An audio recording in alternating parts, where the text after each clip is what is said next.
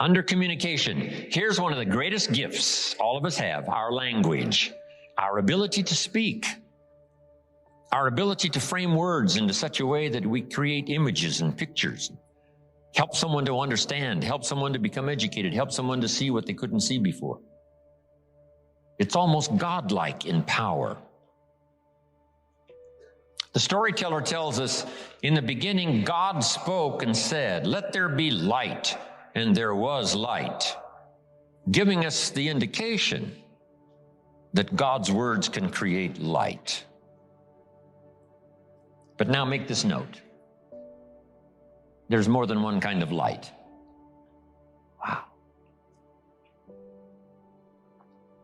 Next to the power of God creating light by his own words is the power of all of us creating sight, which is light in a form, helping somebody to see by using our language the best we know how.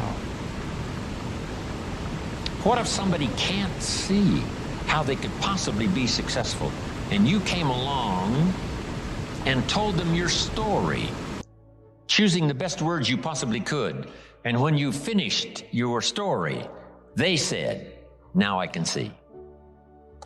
Before you got here, I was blind, couldn't see. Now that you've shared with me by your language, your story, now I can see. Before you got here, I was in the dark. And it seemed to me like while you were talking, some things dawned on me."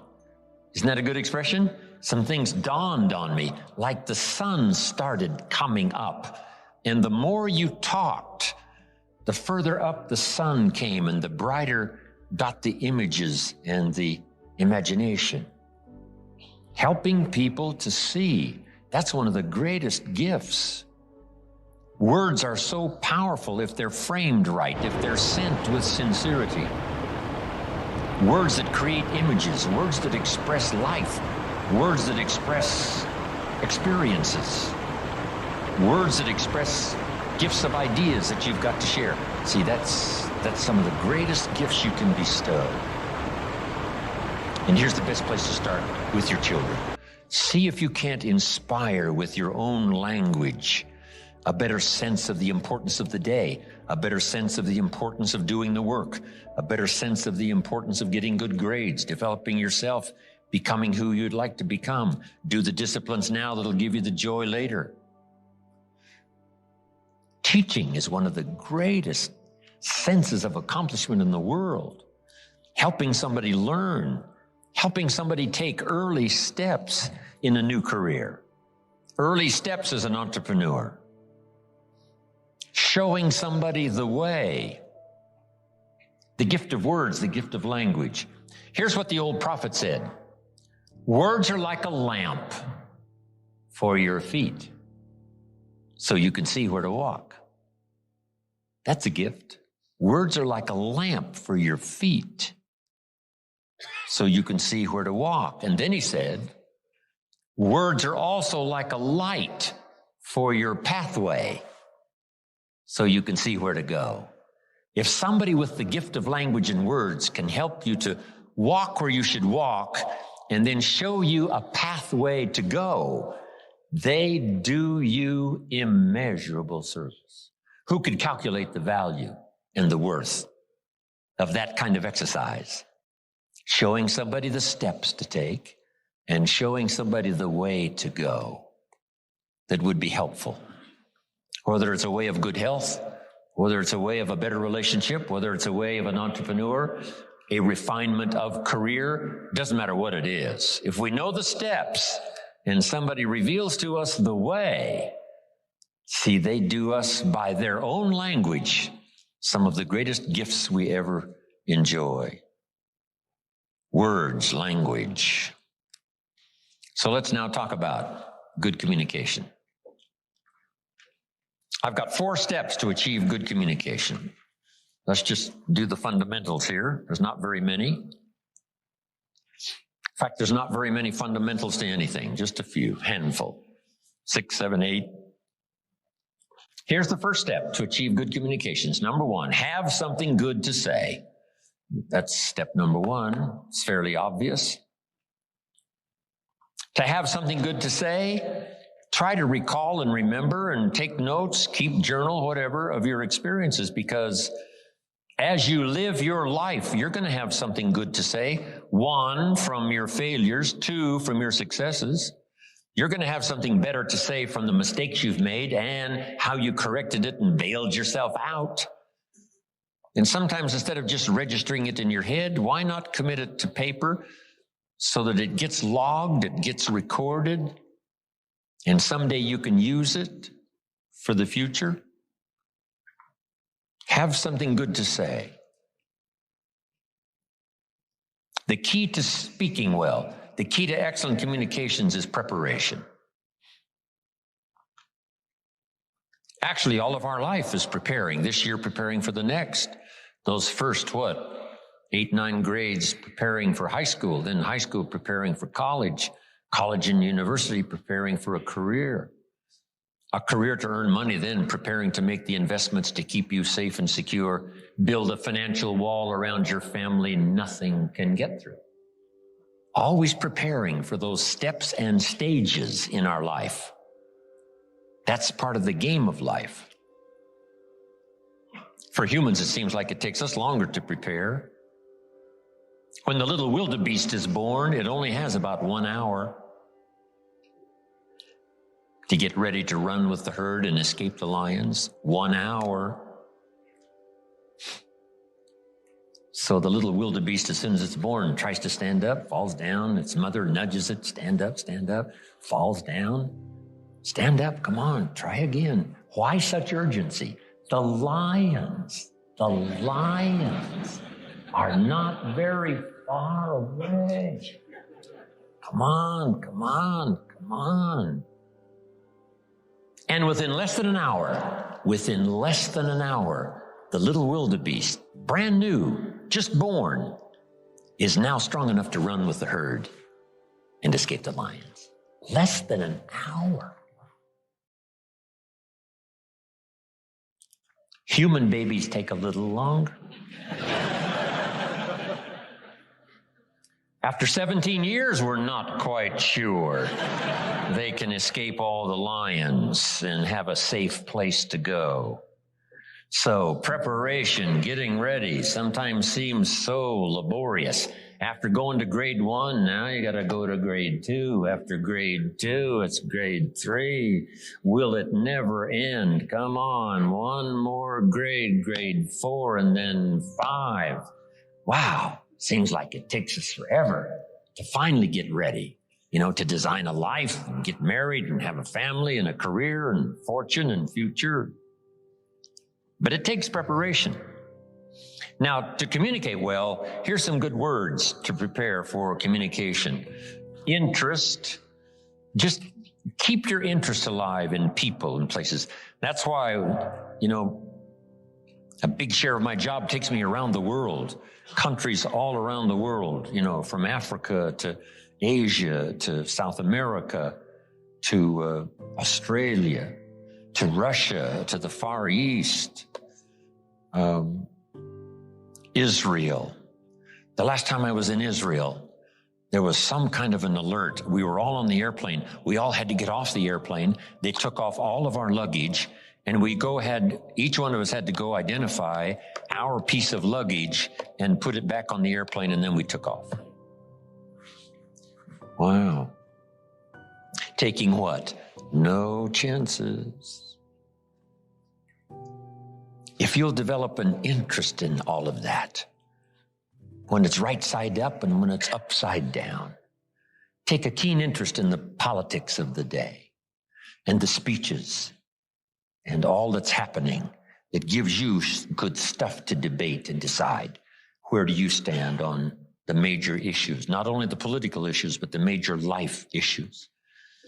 Be that interested in life and people. So underline the word life and people. That's the whole study.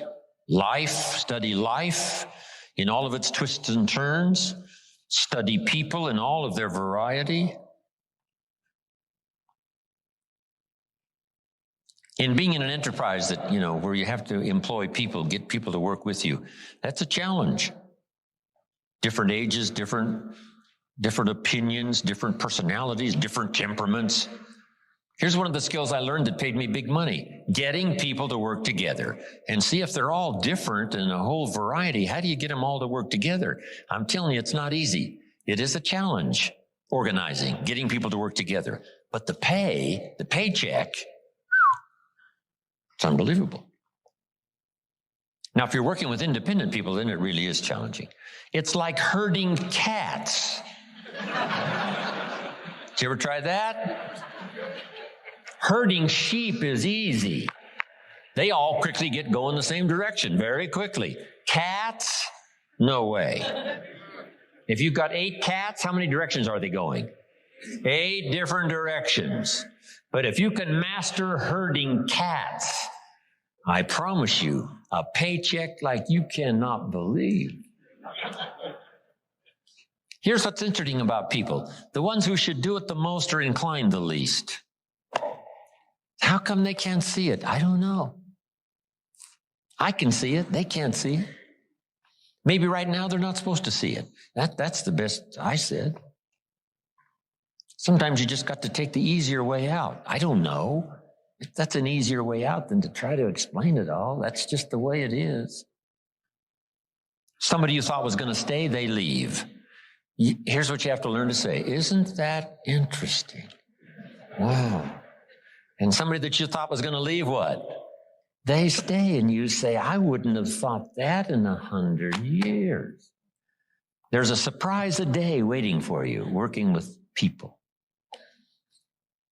And then some people are nice, and some people are not so nice. But there's only a few. When I first started in sales, Mr. Schoaf, my mentor, said, here's the good news, Mr. Rohn. There's only 9 or 10 real nasty, miserable, horrible people in the world. That's what he said. Now, he said, they move around a lot. And you're liable to get one once in a while. But when you do, you just say, hey, there's only 9 more like you. I can handle that the rest of my life. So that was really good. And then sometimes you got to try a little wit and a little humor. That helps. When I first started traveling with Mark Hughes and Herbalife 21 years ago, one of my friends said to me, I heard some people died using that product. And I said, not that many.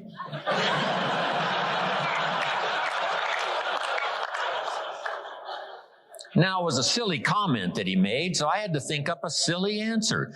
You can't give an honest answer, a good answer to a silly comment. I said, I understand as long as the deaths are under 100 a month, they get to keep selling the product.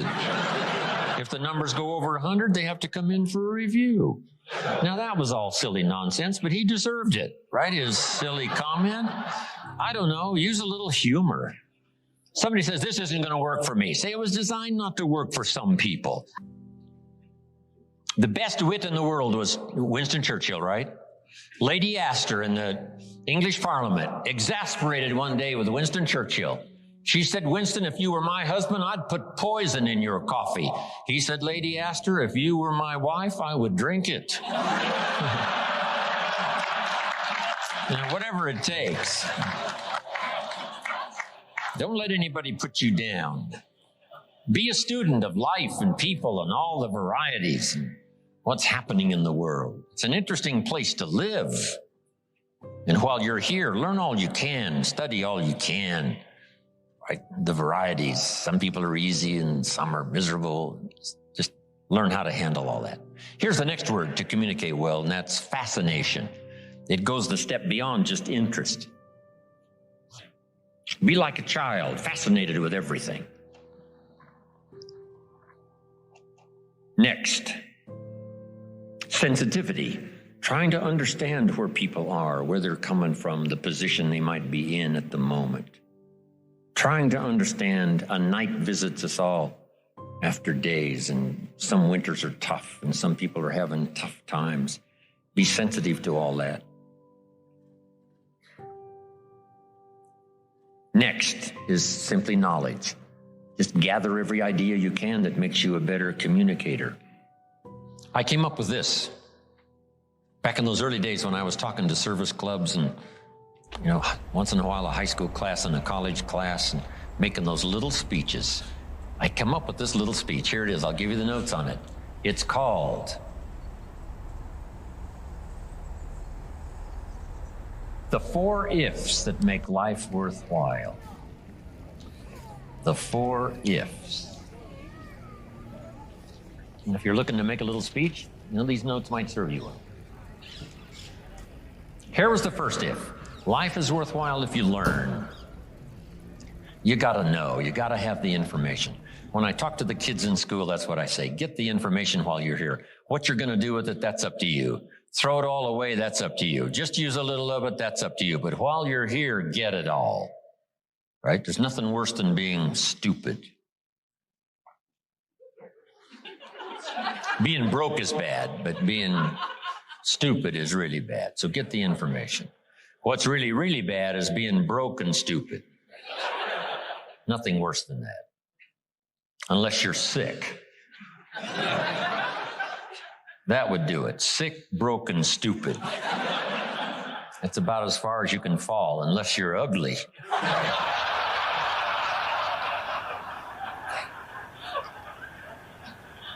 But surely that's the ultimate negative life. Ugly, sick, broken, stupid. That is it. So you got to know. You got to have the information. So jot this down now. As I used in my notes, what you don't know will hurt you. Ignorance is not bliss. Ignorance is tragedy. Ignorance is illness. Ignorance is devastation. Ignorance is going broke. Ignorance creates a poor life. So you got to know, you got to have the information. Number 1, learn from your personal experience. One way to learn to do it right is first mess it up and do it wrong. That doesn't mean it's the end of your life, but just, clean up the mess, now do it right. From a negative experience, sometimes we learn to do the positive things that saves our life and makes us successful. They say, if you survive your first heart attack, if you survive, you may now live to be a very old person. Why is that? That first heart attack was a wake-up call. And then maybe the doctor said, another one of these and your history. And you say, wow. And you make it for the health food store. And you start reading every book you can read on health and nutrition. And you start doing the push-ups and you start jogging on the beach and doing all the stuff. And all of that change now could very well help you to live a long, long life, having been alerted in an alarm system that serves you well. Okay? So learn from your negative as well as your positive experiences. Here's the next, learn from other people's experiences. That's how you get smarter in a shorter period of time. Somebody that's been through it for 5 years and they wrote a book, and the book, if you read it, could save you 5 years. Cost $30. So you can't miss that kind of education. Best to get the information before. Yes, we can recover. Yes, we can come back, from the grave, practically. Yes, we can come back from bankruptcy and disaster and poor health. But wow, if we had the information up front that would save us some of those years of disaster, how much better that would be. So learn from other people's experiences, both negative and positive. In the seminar I do for Jerry, here's what I say. Too bad failures don't give seminars. We don't want to pay them, so they don't give seminars. But their information would be valuable. If a guy's messed up his life for 40 years, you just have to say, John, would you spend a day with me? And I'll bring my notebook and take good notes. Good-looking guy like you, beautiful family, every reason to do well, and you threw it all away. Teach me for a day how you messed it all up. Right? And you just take good notes. so that the same thing doesn't happen to you. So learn from your experience, learn from other people's experiences. Okay. If you learn, life is worthwhile. Here's the second if. If you try, you got to now try something from what you've learned. We've talked about that now earlier. Take action. You never know. My father said you never know until you try. If we put the bar up 2 feet and ask the kids to jump over the bar 2 feet high, what will the kids say? Some will say, no, I can't. Some will say, easy. Some will say what? I don't know. So how are we going to find out? For everybody, you got to take a run at it and see if you can jump the 2 feet. So you got to try it to see. Who knows? You don't know. What if you tried and knocked the bar down? Does that mean you cannot jump 2 feet? No. You try it, what? Again. Then somebody shows you a little technique, right? Leave the ground a little earlier. Okay. First thing you know, 2 feet is easy, when before you couldn't or didn't think you could. So you got to try it. Giving speeches and doing talks.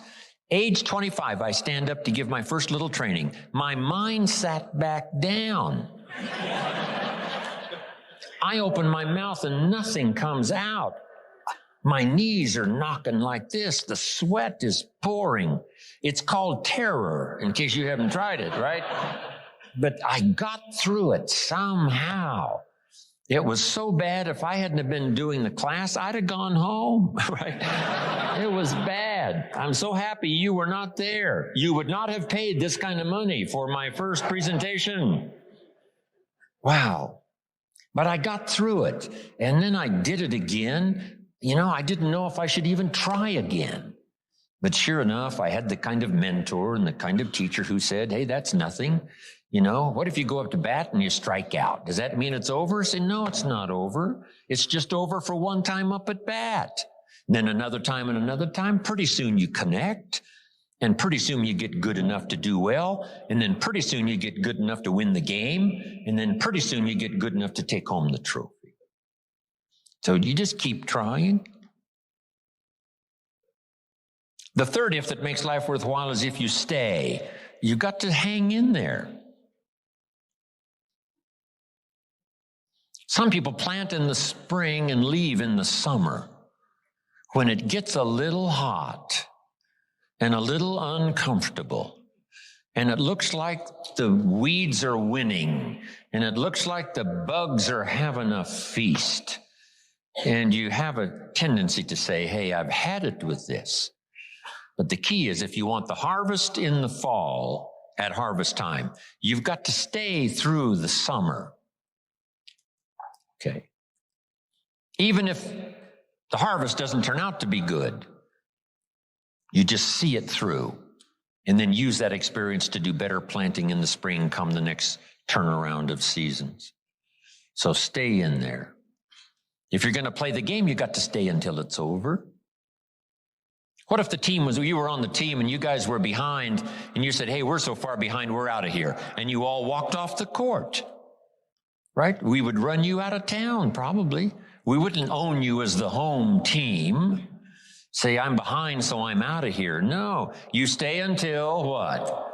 It's over. We're not talking about a lifetime now. We're just talking about this game. If you're in it, stay till it's over. Who are these people who leave as spectators before the game is over? Because their team is behind. Our team is behind, we're out of here. What if the team said that? Who are these people that walk, push and shove, spill popcorn and Coke down your neck, leaving early? Who are these people? They're the ones that are saying, we're going to beat the traffic. Oh, that's one of the greatest skills on earth, is beating the traffic, leaving your team that's behind to fend for themselves. Goodbye, we're out of here, we're gone. No. If you sign up for the game, you don't have to go to every game, but the one you sign up, you stay. right? You don't have to do everything every time, but when you start it, see it through. See the seasons through. Then you don't have to plant anymore if you don't want to. But when you do sign up, go the distance. Here's a guy who builds a foundation and then he walks off and leaves it. Puts up no walls, no roof, doesn't finish anything. He's got these foundations scattered all across the country. Foundations. I asked a friend of mine, I said, Jim, what are you good at? He said, starting over. That's my specialty, right? He said, hey, if it doesn't work, I don't stay long. No, come on. See it through. Life is worthwhile if you stay. Hang in there. Next, life is worthwhile if you care. And for my little talk for the service clubs, here's how I wound it up. If you care at all, you'll get some results. If you care enough, you can get extraordinary results. If you just care at all, you get some. But if you really cultivate your caring character and care enough, you can have such extraordinary returns from productivity, activity, things you're doing underway. Okay. Have something good to say. Here's the next one. Under communication. Now we must learn to say it well. Once you've got something, now you can't mumble. If you've got something good to say, you can't mumble, right? It's got to be clear, or no matter how good the message is that you've got to deliver, how good the instructions, how good the ideas, no matter how good they are, if you don't deliver them well, now the power is lost and the opportunity is lost. So number one is to have something good to say, and number two is to say it well. Here's what will help you to say it well. Make this list. Number one, sincerity. If a message is delivered with sincerity, see, that makes all the difference. If the speaker is sincere, if the father is sincere, if the mother is sincere, see, that's captivating for the children. If the friend is sincere, even covering a delicate subject for us of some changes we probably should make, if they're sincere, see, we will give them room. Perhaps to get on our case if we know they're sincere, not just trying to criticize for criticizing's sake. If your sincerity, I'm telling you, that wins the day. Here's what can really be accomplished. Hopefully, like this weekend here, someone sincerely willing to speak and someone sincerely willing to listen. Now, in terms of lecture, book, seminar, and all the rest, we must come to this conclusion, because it's a wise conclusion, that sincerity is not a test of truth. In your study and evaluating everything, just make sure you have that in the back of your mind. Sincerity is not a test of truth. We must not make the mistake of saying, he must be right. He's so sincere. See, that might be a mistake. Why is that? Here's why. It's possible to be sincerely wrong. So sincerity is not a test of truth. Here's the only test of truth. Truth is the only test of truth, not sincerity.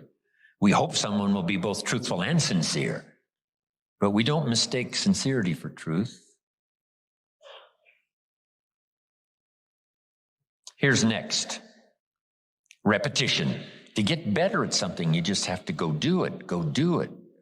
Accept every opportunity to go make a little talk if that's going to be your business. Get better at talking to your kids. Come up with more illustrations. Come up with more ideas. Read an extra book, how to communicate with teenagers. So you'll have something a little better to say. And then just practice it. Get good at it. Get better at it. Right? I was clumsy when I started. Now the words flow a little easier. I still struggle with the language, trying to make it clear, but it's easier now. Repetition has helped me to do that. Here's what's next. In good communication, saying it well, brevity. Right? Don't take too long to say it if you can say it in shorter sentences and shorter time. One way to learn brevity is to talk to kids. You talk to kids for 30 seconds and they say, how long is this gonna take? It's already too long, right? 30 seconds. I mean, they got games to play and things to do. They can't hang around for, an hour's discourse. So talk to kids. It helps you to make it more brief. Powerful, but brief. Well said, but, more brief. The storyteller tells us Jesus wandered around the countryside in putting his 12 together that was going to start this whole new movement. And as he wandered around the countryside, every once in a while he would say, you follow me. See, that's short. That's no hour presentation with the fancy lights and, no, just you follow me. Why could he be so brief and so short with that simple appeal? Jot this down now. Probably for who he was, not just for what he said, but for who he was. There was something about him when he said, you follow me. See, probably his reputation, probably his manner, probably with how he said it. Irresistible. You follow me. Wow. So here's what's powerful.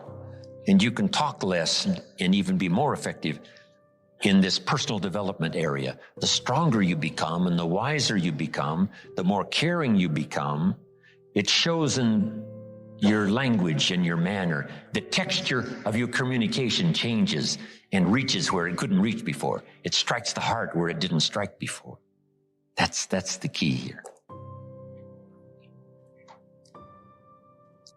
Next, style. Now you've got to develop your own style. You can be a student of style. There's about a dozen people that I know over the years that if you knew those dozen, you'd say, hey, a little bit of each of them appears in Jim Rohn's style, which is probably true. Not copying any one person, but I like the way the person said it this way. I like the person's gestures, because I used to be a little too stiff without, gestures. Frank Sinatra was the best, not for only his lyrics and his phrasing and his style, but his gestures. His gestures. They were captivating. They were part of his persona. So make this note, it's not just what you say, it's how you say it. Style, sincerity, the way you present it, heart, soul, from deep inside, commitment, dedication, wrapped up in your language so that now when you present it, hey, it becomes incredibly effective. Next is vocabulary. The better your vocabulary, the better you can share ideas that are meaningful, find words now to use that you couldn't use before. Interesting story on vocabulary. Some friends of mine took a survey among prisoners many, many years ago. Some rehabilitation program they were working on for prisoners. They weren't looking for this, but here's what they found. There's definitely a connection between vocabulary and behavior. And here's what they discovered. The more limited the vocabulary, the more tendency to poor behavior. Isn't that interesting? And when you think about it for a while, you can say, well, I can see where that would be. If you were very limited in your ability to comprehend because you had such a small vocabulary, that no matter what someone said, it would still be confusing. No matter what they said, it still might not make sense. They said it clear, but you couldn't see it. And sometimes that's because the vocabulary is so limited that it doesn't have the ability to register the scene on the screen of your consciousness. What if you could only see the world through this little tiny hole? You would be inclined to say, the world is like this. And all of us would say, no, the world is like this. This person would say, no, it's like this. How come they keep insisting the world is like this? Because that's all they can see. They're limited in the scope of their ability to widen their perception about life and what's going on and what's happening simply because they don't have the vocabulary to understand.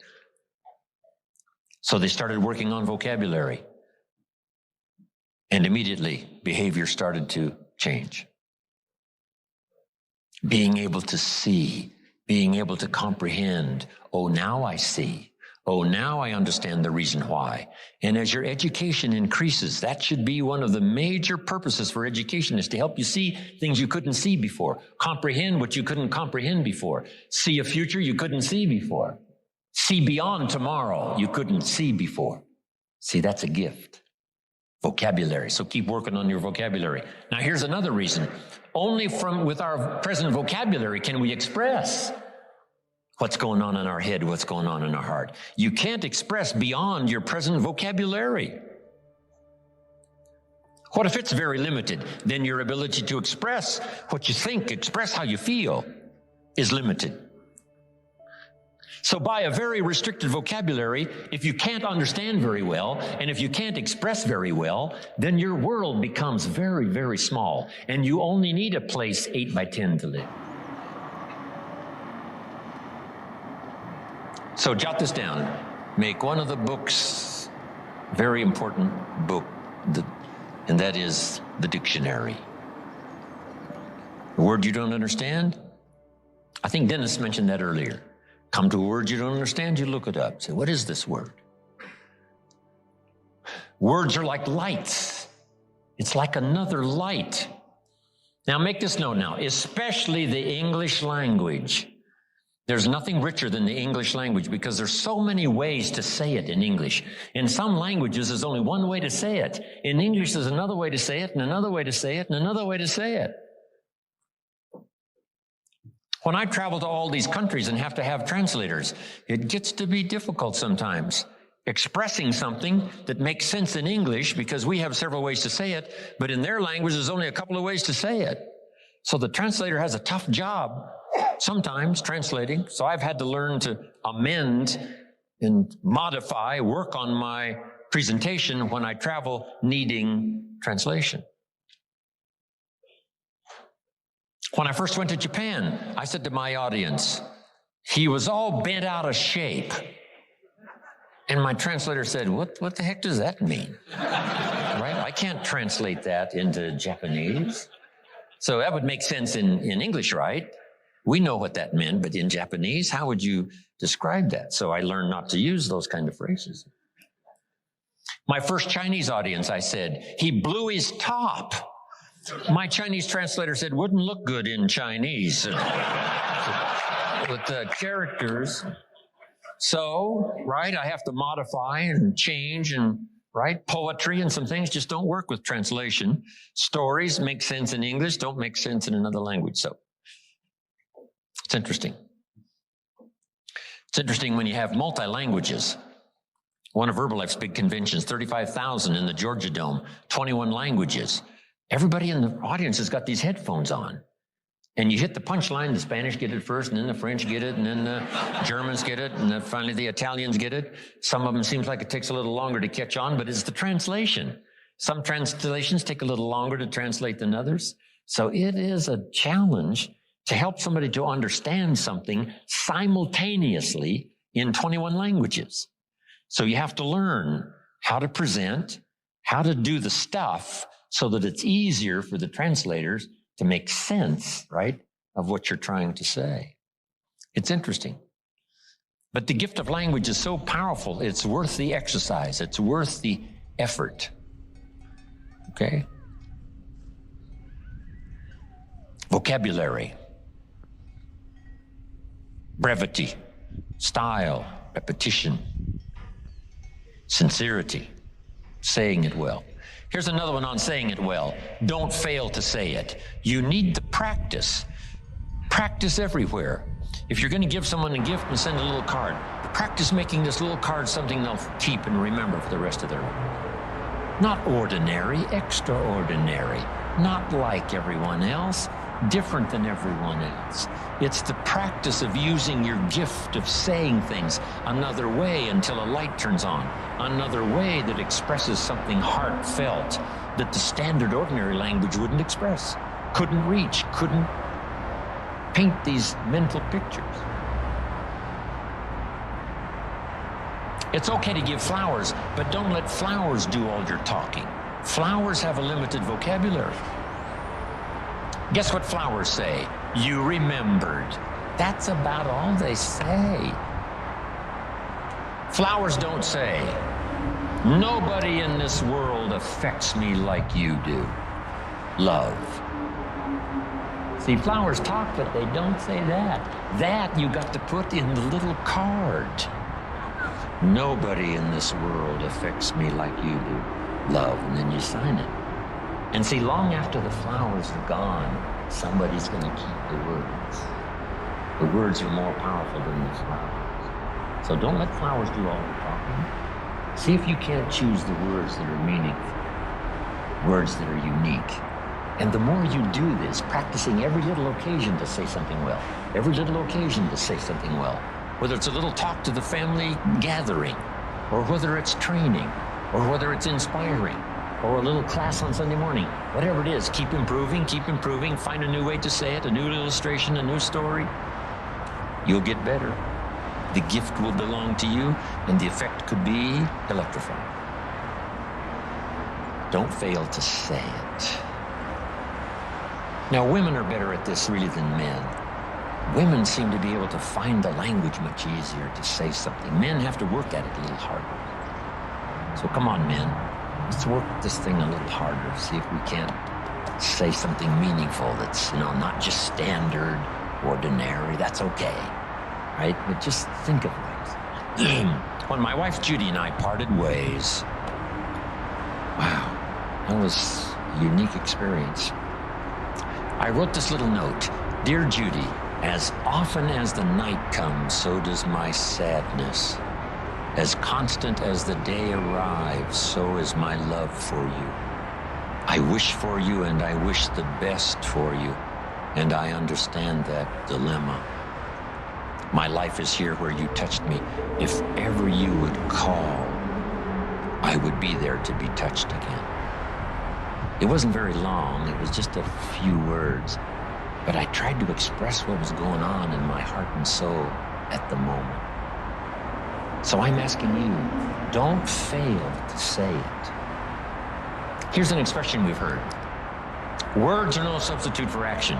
That's true. Let me give you another one. Action is no substitute for words. It's okay to do, but you've also got to say. Express it, as clumsy as it might be to start. Start a better program of better communication, saying it better.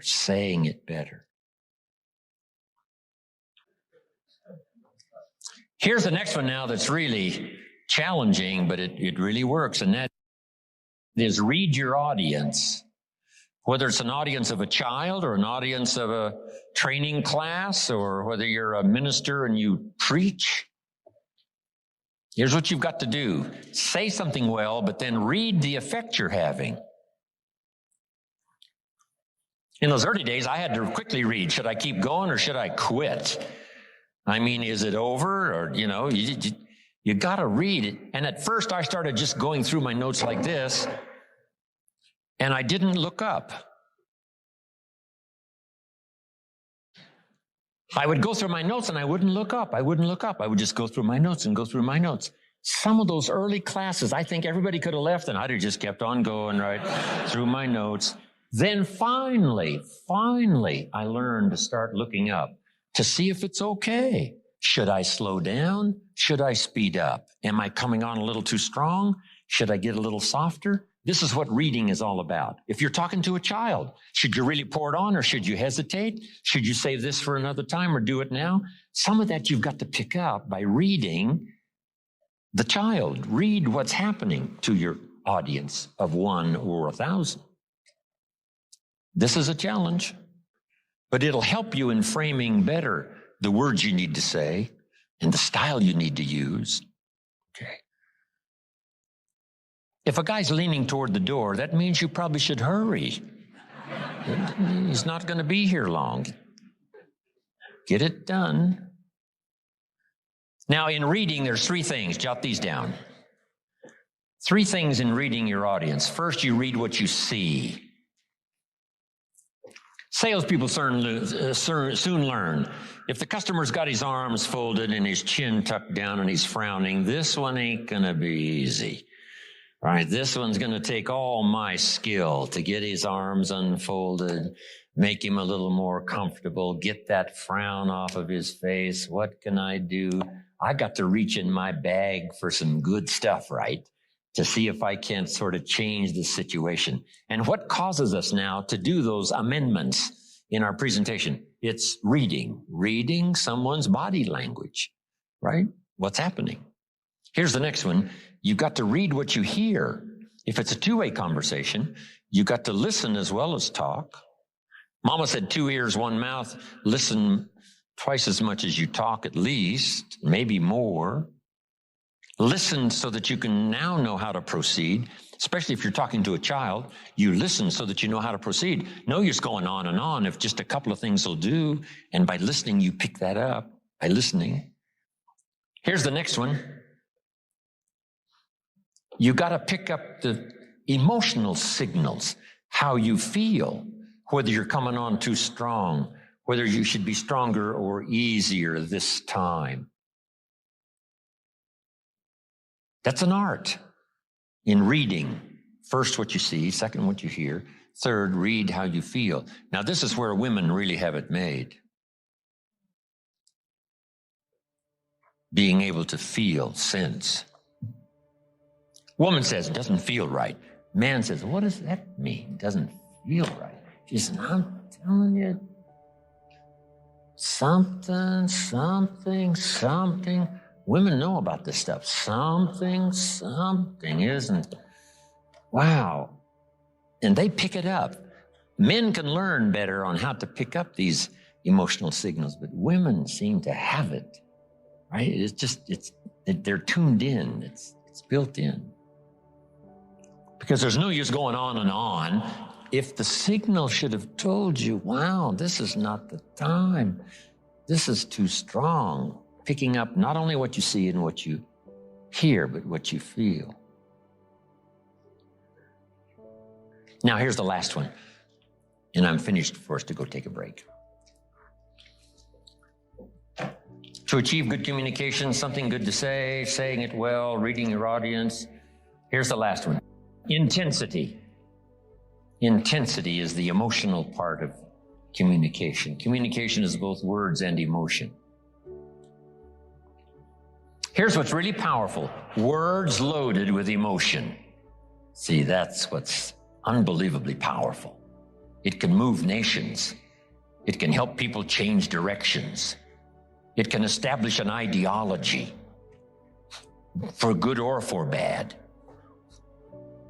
Look at Hitler and his ability to preach. Look at Stalin and his ability to preach. Lenin, as wrong as they were, they believed it with all of their heart. Disastrous results, but they put everything they had into it. The emotional content was unbelievable. Powerful. Yes, in an evil direction, but it can also be used for a good direction. This intensity, strength, power, emotion. Words are words. Words are like a little straight pin, right? A guy buys a shirt and it's got all these little pins in it, little straight pins that you got to take out.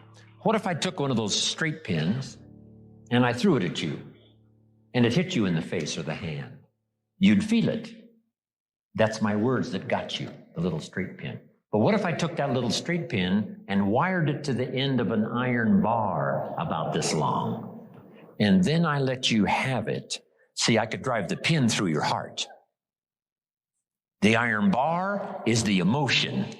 The pin is the words. Now, here's the craft. And conversation is a craft.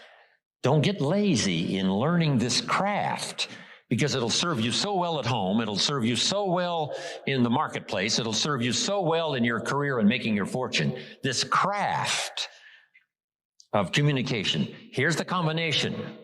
Well-chosen words mixed with measured emotion. Not only do the words have to be well-chosen, the emotion has to be well-measured. Meaning, not too much power for a minor point. The actor on the stage or in the movies, in giving a performance, has to learn this craft of the right amount of emotion with the dialogue and the words that are to be spoken. It can be so powerful if it's measured well. See, if you had a powerful point and a little bit of emotion, that wouldn't make sense. Nobody would get it. Nobody would say, wow, for such a powerful point, it's not a very strong emotion. So then you can't come on too strong with some minor point. You know, sometimes kids have a legitimate objection. They say, you're making too big a deal. And sometimes parents have a tendency to do that, to make a big deal out of a little bitty deal. So here's the key.